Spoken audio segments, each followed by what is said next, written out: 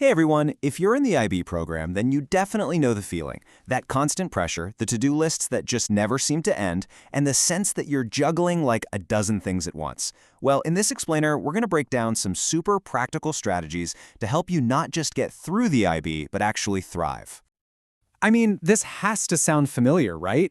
This is the heart of the IB challenge, a crazy intense workload that just pulls you in every direction. But you know what? You're not alone in this. It's a shared reality for IB students everywhere. And that is the big question we are tackling today. This isn't about just scraping by. It's about feeling good while you do it. We're going to walk through a few simple but really powerful strategies that can flip the script from feeling overwhelmed to feeling in control. Okay, so first things first. Let's just take a second to acknowledge this whole juggling act.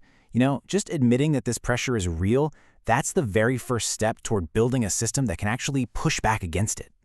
But here's the good news. Feeling swamped is just the starting line. It's not the finish line. There is absolutely a path from all that chaos to a real sense of calm. And it all starts with just rethinking how you approach your day. So let's get into it with a new daily rulebook. These are two strategies you can literally start using the second this is over. No, really.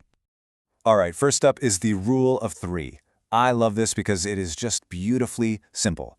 Instead of staring at a massive, terrifying to-do list, you just boil your whole day down to 3 key things. One for school, one for yourself, and one that's just for fun.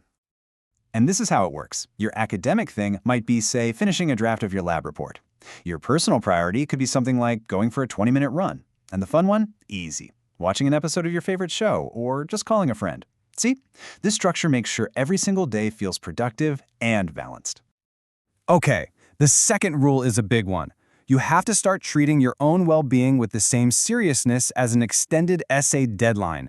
It has got to be a non-negotiable. Because if it's not actually scheduled in, it's just way too easy to let it slide.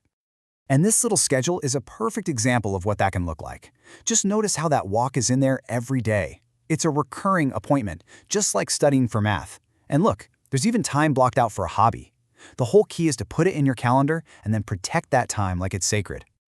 Okay, now let's switch gears a bit. We've talked about what to do. Now let's talk about what not to do.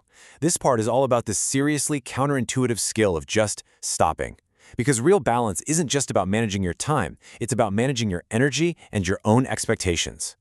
And this is so crucial. You do not need to be perfect.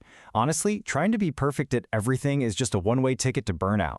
The real skill to learn here is defining what good enough actually looks like. So it may be enough for that history chapter is getting the main ideas, not memorizing every single date.